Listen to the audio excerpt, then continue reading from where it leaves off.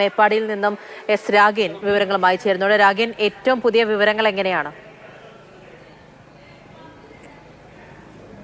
Cameraman എല്ലാം മുകളിലേക്ക് പോകാൻ വേണ്ടി ഇവരെ അറിയിച്ചിട്ടുണ്ട്. അവിടെ നിന്ന് പിടിക്കുന്ന സമയത്ത് അപകടങ്ങൾക്ക് സാധ്യതയുണ്ട്. അതായത് മൃതദേഹങ്ങൾ സൂക്ഷിക്കുന്ന ഇടമാണ് ഇവിടം. ഇവിടെ നിന്ന് നിരവധി പേർ ഇവിടെ എത്തി മൃതദേഹങ്ങൾ തിരിച്ചതിന് ശേഷം സംസ്കാര ചടങ്ങുകൾക്കും മറ്റുമായി കൊണ്ടുപോവുകയാണ്. അതിൻ്റെ ഇന്നത്തെ ദിവസം ഒട്ടനവധി മൃതദേഹങ്ങൾ ഇവിടേക്ക് കൊണ്ടുവന്നിരുന്നു. ഏറ്റവും ഒടുവിൽ നിലമ്പൂർ പോർട്ടുകൾ എന്നിവിടങ്ങളിൽ നടക്കം മൃതദേഹങ്ങൾ കൊണ്ടുവന്നു. അത് ബന്ധുക്കളും മറ്റുമൊക്കെ എത്തി തിരിച്ച് അറിഞ്ഞു. ഇന്ന് തന്നെ ഏകദേശം 100-നടുത്ത് മൃതദേഹങ്ങളാണ് ഇവിടെ നിന്നും കൊണ്ടുപോയിട്ടുള്ളത് എന്നാണ് മനസ്സിലാക്കുന്നത്. എന്തായാലും അതിൻ്റെ കൃത്യമായിട്ടുള്ള കണക്കുകളും മറ്റു കാര്യങ്ങളുമൊക്കെ ഉടൻ തന്നെ ലഭ്യമാകും. ഇപ്പോഴും നിരവധി പേർ അവരുടെ ഉറ്റവരെ തേടി ഈ കമ്മ്യൂണിറ്റി ഹാളിലേക്ക് പോകുന്ന കാഴ്ചകളാണ് നമുക്ക് കാണാൻ കഴിയുന്നത്.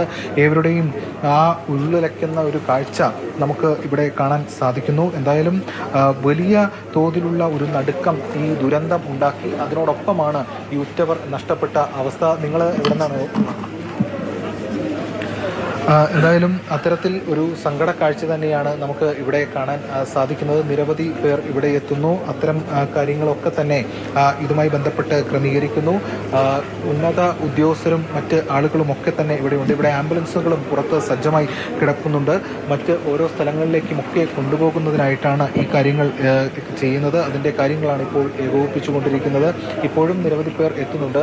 മാത്രമല്ല, നമ്മൾ പല ഇടങ്ങളിൽ നിന്നും എത്തുമ്പോൾ പല ആളുകളും എത്തുമ്പോൾ അത്തരം ആളുകളൊക്കെ തന്നെ പറയുന്നത് ഞങ്ങളുടെ ഇന്ന ആളുകളെ കാണുന്നില്ല, അതിൻ്റെ കാര്യം ഇവരെ അറിയിക്കണം എന്നതടക്കമുള്ള കാര്യങ്ങളും അവർ നമ്മളോട് പങ്കുവയ്ക്കുന്നുണ്ട്.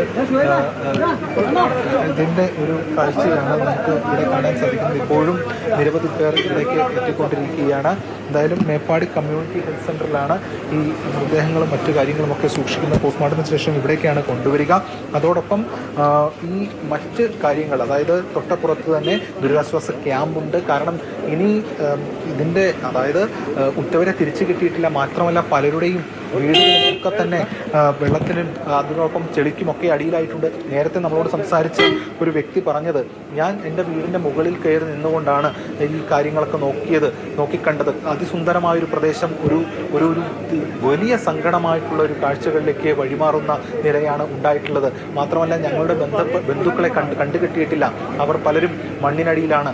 ഈ കാര്യങ്ങളാണ് പലരും പങ്കുവയ്ക്കുന്നത്. എന്തായാലും അത്രത്തോളം ഒരു സങ്കടകരമായിട്ടുള്ളൊരു സ്ഥിതിവിശേഷത്തിലൂടെ നാട് കടന്നു പോവുകയാണ്. പക്ഷേ സംസ്ഥാനത്തിൻ്റെ വിവിധയിടങ്ങളിൽ നിന്ന് സന്നദ്ധ പ്രവർത്തകരായും അതോടൊപ്പം തന്നെ ഫയർഫോഴ്സ് ഉദ്യോഗസ്ഥർ, പോലീസ്, സൈന്യമൊക്കെ അഹോരാത്രം പണിയെടുക്കുകയാണ് ഈ ഒരു റെസ്ക്യൂ ഓപ്പറേഷൻ ഇപ്പോഴും. അതായത് ഈ ചൂരൽമലയിലെ വിഷയം മുന്നിലുണ്ട്. അതിനൊപ്പം ഈ മുണ്ടക്കൈ ഭാഗത്തെ പ്രശ്നങ്ങളും അവിടെ നിന്ന് കുടുങ്ങിക്കിടക്കുന്നവരെ അടക്കം ഇനിയും പുറത്ത് എടുക്കാനുണ്ട്.